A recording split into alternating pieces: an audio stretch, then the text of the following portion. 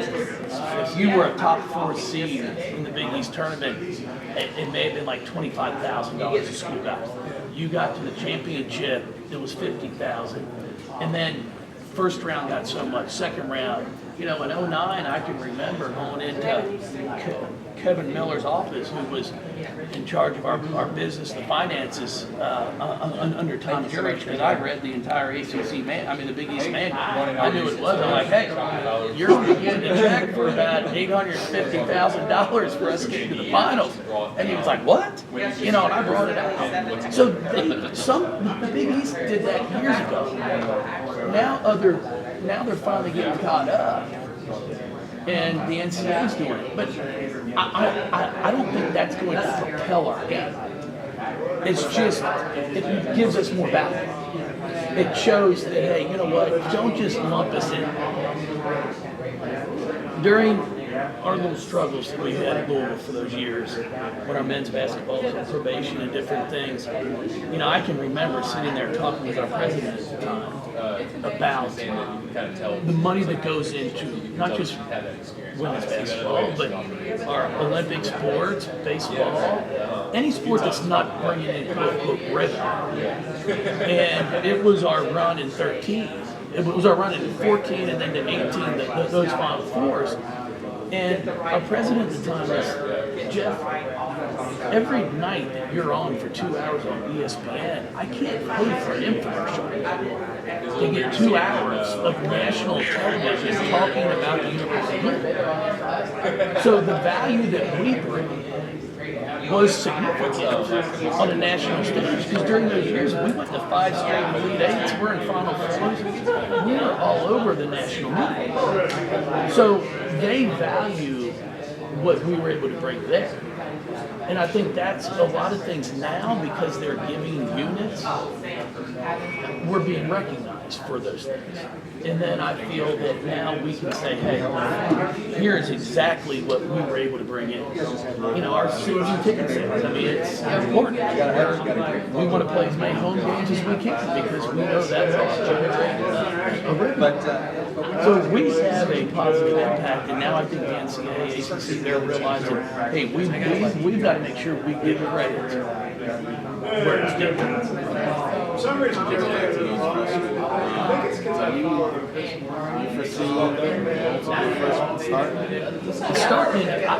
I don't know who's going to start. They're all going to play. I'm going to have multiple kids play. As I always tell them, would you rather start the game or finish it? Dana Evans, her sophomore year, earned a starting spot over Erica Carter. But then for our team, it was best that Erica started, because then when Dana came in, it changed the tempo of our team. And she wanted to win. The kid was great, and Dana gave up a starting spot and then earned 6th Player of the Year, and then she's Player of the Year the following year, and that's never been done. Still hadn't been done in ACC men or women's basketball, where you go from 6th Player of the Year to Player of the Year. So we're going to have a bunch of them that play significant minutes, and we're preparing for that right now. The pressure I'm putting on them in practice, we're a lot more intense than we have been normally at this time in the past, because I don't have 3 juniors to put in if the freshmen start struggling.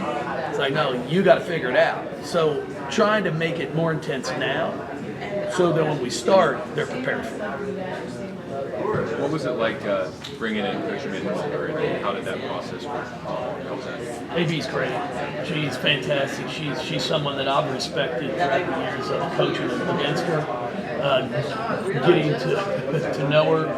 Actually, Clemson and Louisville stayed in the same hotel for a couple years at the ACC tournament, so we'd see each other in the lobby and we'd talk and visit.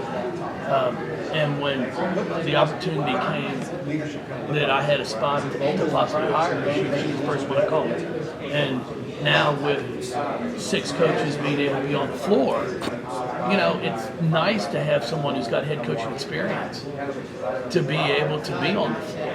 She brings a lot of knowledge. Players really like her. She's got a great rapport with them. She fits in extremely well with my current staff, the staff that's been here. So yeah, it's a home run for us. I'm really, really excited. not to speak for her, but do you feel like she seems like energized by just a new opportunity, something different? Oh, she's always been energized. I mean, and you go watch her coach. She Amanda, I always said it didn't matter. When you played Clemson, you knew you were going to get a ball game. And personally, I have a ton of respect for if the season's not going in the direction you want it to go in, and your record's not where you want it to be, when it comes February, to be able to keep your kids playing hard says a lot about you as a coach. Because in today's day and age, a lot of kids just pack it up and like, hey, I'm transferring anyway, I could care less. But her team's always played hard. And I can see why, because she's well liked by our players, and I know she was well liked by hers. This league has been very deep for a lot of years. She comes to my team. You at Stanford, to the mix. Well, it's just going to get better. I mean, we've been really good, is it 10 years now? I'm not sure how long we've been in the league. 10 years. So for 10 years, our league has been really, really, really good. And the years that we've been in, I expect it to continue to get better. I think you've got, what if you would say the bottom of our league, it's like everybody's gotten better. It's just not the top 5 teams are like, bam, they're great. You got to show up every night. And I think there's athletic departments that are starting to really invest in women's basketball. And then when they do that, you will see the direct result to them. And, you look at the programs within our league where they've committed and been invested in it for years, you see the ones that are the top half. And now I think others are doing the same, and that's why it's going to be game in and game out. There's not, okay, well, that's a win on the schedule. That's a win. Now it's like, you better show up, which makes it fun. Given that, she's a freshman, and a lot of times. Well, I've been watching practice. I don't know if she's been great at practice. She's vocal, she leads, she talks. She's been extremely consistent, and that's what brought me to do that. Was I was looking at from start to finish since we've been in school, who've been my most consistent. And O being a 5th year and it started every game, O was coming. And she's been consistent, but I've been very impressed with what Mac's done and how she relates with her teammates. She's in that gym, she's working, she's talking, she's encouraging, and I was like, hey, to me, the kid earned it. And that's how we do things. Coach, not to discount what you did in the NCAA tournament, but after that Notre Dame loss in Greensboro, y'all were a little frustrated with kind of the effort, the turnovers. What have y'all seen with the young team, and then obviously bringing in Julia Williams to kind of try to roll not some of the effort plays over, but some of the silly mistakes? We just turned the ball over too much last season. I thought our effort was pretty good. We had to value the basketball better. And then with Julia, we're going to have an elite on-ball defender, which is going to be really good for us. It's something that Nina guarded well, but not at the level Julia guards at. So excited for that, and then just trying to make sure each day in practice we get them to understand, I'm not the smartest in the world, but I'm not stupid, and I know if you turn it over, you can't score. So trying to get them to understand, shoot the ball before you turn it over. And we've been doing a better job at valuing the basketball in practice, and hopefully that will continue. Now, you're never going to play a perfect game, but it's how you handle the adversity that comes along during the game.